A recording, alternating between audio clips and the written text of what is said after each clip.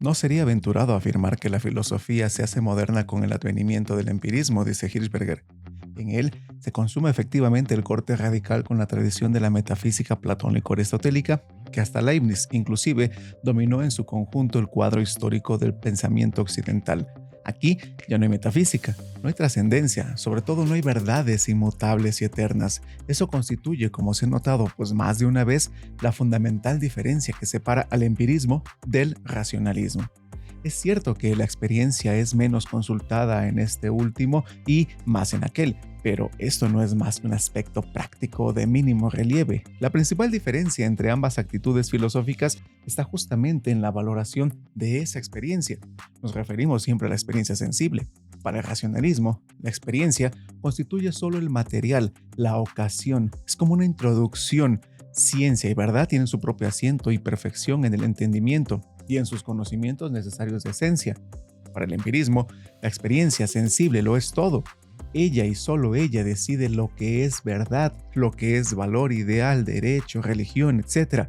Y, como a dicha experiencia no se le puede señalar un término, nunca es cosa conclusa, pues el proceso mundano sigue sin cesar. No hay aquí lugar para verdades, valores e ideales eternos necesarios de validez universal que trasciendan, pues, los casos particulares. Todo queda relativizado, función de espacio, de tiempo, de lo humano, a veces demasiado humano, pues el sentido adquiere la hegemonía sobre lo inteligible, lo útil sobre lo ideal, lo individuo sobre lo universal, el tiempo sobre la eternidad, el querer sobre el deber, la parte sobre el todo, el poder sobre el derecho. El empirismo, entonces, dice Hirschberger, entronca con la filosofía natural del Renacimiento, en su visión cuantitativo-mecanicista de la naturaleza y, en Inglaterra especialmente, con la filosofía de Bacon. Las Islas Británicas quedarán siempre entonces como su propia patria. Con Hobbes, Locke y Hume alcanzará su apogeo. Entonces, refluirá su eficacia sobre el continente y tendrá aquí también consecuencias duraderas. El empirismo es una teoría filosófica que enfatiza el papel de la experiencia ligada a la percepción sensorial en la formación del conocimiento. Para el empirismo, pues el más extremo, la experiencia es la base de todo conocimiento, no solo en cuanto a su origen, sino también en cuanto a su contenido, pues se parte del mundo sensible para formar los conceptos y estos se encuentran en lo sensible su justificación y su limitación. El término empirismo proviene del griego emperia, cuya traducción al latín es experiencia, de donde deriva la palabra experiencia. El empirismo, pues bajo ese nombre surge en la Edad Moderna como fruto maduro de una tendencia filosófica que se desarrolla sobre todo en el Reino Unido. Desde la Baja Edad Media suele considerarse, pues, en contraposición al llamado racionalismo, más característico de la filosofía continental. Hoy en día, la oposición empirismo-racionalismo, como la distinción analítico-sintético, pues no suele entenderse de un modo tajante, como lo fue en tiempos anteriores, y más bien una u otra postura obedece a cuestiones metodológicas y heurísticas o de actitudes vitales más que a principios filosóficos fundamentales. Respecto del problema de los universales, los empiristas suelen simpatizar y continuar con la crítica nominalista iniciada en la Baja Edad Media. En la antigüedad clásica, como pues lo comenta Bátimo, lo empírico se refería al conocimiento que los médicos, arquitectos, artistas, artesanos, en general, pues obtenían a través de su experiencia dirigida hacia lo útil y lo técnico, en contraposición al conocimiento teórico concebido como contemplación de la verdad al margen de cualquier utilidad. Hola a todas y todos, muchas gracias por visitarme y tomarse un momento para platicar. Mi nombre es Jesús Méndez y el día de hoy estaremos platicando del empirismo en la época moderna, tomando en cuenta a dos autores, a saber, John Locke y David Hume. Todo ello con el apoyo de Johannes Hirschberger y Ernesto Prieni. Obviamente el tiempo nunca es suficiente para abarcarlo todo, pero intentaremos dar nociones generales para después. Por su parte, ustedes ojalá puedan profundizar mucho más en el tema presentado. No olviden dejar su like y suscribirse. Y sin más preámbulos, pues, vámonos para allá. Hay tesis, arte, cultura y educación. ¿Estarías de acuerdo con Descartes, en el sentido de que antes de nacer ya existen las ideas en nuestra mente? ¿No te parece que en realidad nuestras ideas se van formando conforme acumulamos experiencias? ¿Cómo es posible tener una idea de justicia, por ejemplo, si antes no hemos vivido, pues, e identificado la existencia de actos justos y actos injustos? Es precisamente estas preguntas las que daban inicio al pensamiento de John Locke. A él le resultaba absurdo pensar que la mente viniera con con un abastecimiento de ideas que sirvieran al individuo para conocer el mundo. Para él, pues como tal vez para varios de nosotros, una prueba de lo absurdo de esta teoría podría obtenerse mediante un examen rápido de la mente de los niños. Pensemos por un momento, si es que hemos identificado, por ejemplo, si una niña o un niño reconoce o dispone desde muy pequeño alguna idea compleja, como podría ser la de causa y efecto. La respuesta es que no. Entonces, coincidiremos con Locke. Él consideraba que, pues nuestra mente está en blanco al momento de nacer, una tabula rasa se le dirá después, por lo mismo no tiene contenido, concepción o idea alguna, y todos estos elementos habrían de formarse hasta después. Tomando en cuenta todo esto, dice Priani que podemos considerar que las ideas como tal, de acuerdo con lo planteado por Locke, no pueden tener su origen en una mente previamente formada, porque la mente, en el momento en el que nacemos, carece de contenidos. Por tal motivo, entonces, su fuente solo puede ser la experiencia, es decir, las diversas sensaciones que experimentamos a lo largo de la vida. Esto es lo que ocurre, por ejemplo, con las ideas y concepciones que el individuo tiene acerca de los colores o de los sabores, entre otras cosas. Cada una proviene de cierta sensación específica, ya sea de observar una pared blanca o comer un limón agrio, etcétera, ¿no? Claro que no todas nuestras ideas resultan así de simples, pero lo importante radica en el hecho de que para Locke, estas ideas simples, asociadas a una sensación específica, son el principio del conocimiento.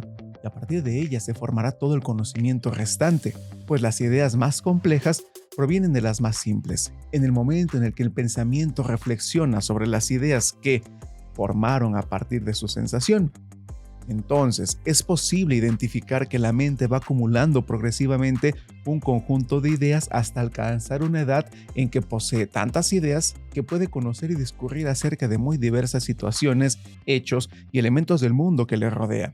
Desde esta perspectiva, entonces, para Locke es posible identificar tres tipos de ideas: las de sensación, que son producto directo pues de las propias sensaciones; las de reflexión, que son producto de esta relación de ideas en el pensamiento; y las ideas mixtas, que, como puede resultar obvio, proceden de conjugar la sensación y la reflexión.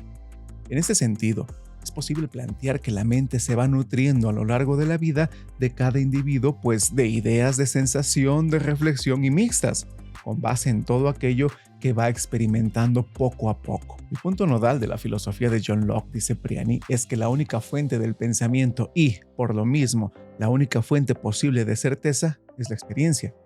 El hecho de tener la sensación de algo específico, incluso de algo tan abstracto como saber que uno es la misma persona todos los días, solo se puede construir y formar de acuerdo con el planteamiento de Locke a partir de ideas simples y primarias tomadas de las experiencias diarias. En muchos casos, esto implica recurrir a la repetición y a la memoria, pues a menudo solo al recordar lo que pasa se puede llegar a ideas como la relativa a reconocer que uno siempre es la misma persona, que una situación es causa de otra o que invariablemente la antecede. Locke estaba convencido de que todo esto era posible y que todo el conocimiento del individuo, desde sus ideas más elementales, pues encontraba su fundamento en la manera en que experimentamos diariamente el mundo. Al igual que Locke, David Hume es un empirista que considera que nuestras ideas tienen su origen o bien en la sensación o bien en la reflexión de ideas generadas por la sensación. A las sensaciones del individuo, Hume les llamó impresiones, porque para él las impresiones son más claras y precisas que la idea en sí misma. Por ejemplo, la impresión que deja una manzana cuando la miras y la comes es, de acuerdo con los planteamientos de Hume, más clara y precisa que la idea de la manzana que pudieras generar a partir de la idea general de esta. Y en cierto sentido es obvio, porque la experiencia es inmediata y te encuentras presente cuando ocurre. En cambio, la idea es un producto derivado de esa sensación, pero también de muchas otras sensaciones, por lo que puedes llamar y considerar pues manzanas por igual a las que son rojas, verdes o amarillas de manera general. Ahora bien, en el caso de las ideas que derivan de la reflexión, Hume las denomina pensamientos, y son más vagas, abstractas e indefinidas que las que se derivan de las impresiones. Es decir, al no tener una impresión específica como su causa principal, los pensamientos, a diferencia de las ideas, son mucho menos claros. En este sentido, podemos considerar que un tipo de pensamiento es, por ejemplo, el carácter que le atribuimos a una persona. Si lo analizas con detenimiento, podrás percatarte de que no está formado por una impresión, ni siquiera por un conjunto de impresiones, sino por algo más. Hume, por explicar precisamente cómo se forman las ideas complejas, es decir, cómo es que llegamos a pensar en ciertas relaciones de ideas muy abstractas, partiendo de las impresiones sensibles, algo en lo que Locke pues no había sido muy preciso. Un ejemplo de esas ideas abstractas y complejas es la de causa y efecto, que ya habíamos mencionado en el principio de este video. De hecho, Hume toma esta idea como referencia para comenzar su análisis de la formación de ideas complejas en el ser humano. Hume, acerca de cómo se forma en nosotros la idea de causalidad, consideraba que esa idea no la encontramos en la experiencia, sino que se forma en nosotros por la costumbre. Lo que el individuo puede apreciar, por lo tanto, es solo una repetición constante, pero no una conexión necesaria como la que se establece cuando se plantea, por ejemplo, que algo es la causa de determinada sensación o hecho. La experiencia, pues, nos permitirá identificar que un determinado hecho ocurre después de que tiene lugar otra situación, pero no puede brindarte la certeza de que eso va a ocurrir siempre y de la misma manera. Esto es muy importante porque significa que para Hume los sentidos no son completamente fiables, como sí lo pensaba Locke. Lo único que existe al respecto es una simple creencia. ¿Por qué estamos tan seguros de que el sol saldrá mañana, al grado de no preguntárnoslo jamás? Porque hasta ahora, pues lo ha hecho todas las mañanas. Pero si es realmente la fuerza de nuestra convicción, entonces no hay una verdadera causa necesaria para que salga el sol mañana. Solo la creencia basada en la costumbre, y de hecho basta con que el sol deje de salir un día para que nuestra creencia sea considerada como falsa. En otras palabras, para Hume, la regularidad del mundo es aportada o generada por los propios seres humanos mediante la práctica o reconocimiento de la costumbre que hemos adquirido. Y no es resultado de alguna necesidad externa, pues presente en la naturaleza. En otras palabras, de acuerdo con lo planteado por nuestro autor, se podría aseverar que pues todo el edificio del conocimiento humano descansa sobre terreno poco firme, es decir, las formas en que la costumbre nos lleva a construir nuestras ideas más complejas. En este sentido, dice Priani que Hume es desde luego empirista, pero que duda de que todo lo que podamos conocer se puede derivar directamente de nuestra experiencia. Muchas de nuestras ideas, en realidad, de acuerdo con su pensamiento, se forman por la regularidad que encontramos en el mundo, pero no porque necesariamente sea así. Lo que se deriva de esta posición es que el conocimiento es provisional, es decir, que nuestra convicción sobre la regularidad de las cosas dura solo hasta que se prueba lo contrario. Esto es, en conclusión, pues hoy nos puede parecer obvio, pero seguramente no lo era así en esos tiempos, si tomamos en cuenta lo que pensaba desde la perspectiva de Locke y en contraposición de Descartes. Muchas gracias a todos por haberme acompañado hasta este momento de la plática. Espero y haya sido de su agrado. No olviden regalarnos un like, suscribirse y dar clic en la campanita para que les lleguen notificaciones de temas nuevos, así como cuando estemos transmitiendo en vivo. Mi nombre es Jesús Méndez, saludos y nos vemos en el próximo tema. Hasta pronto. Hay tesis, arte, cultura y educación.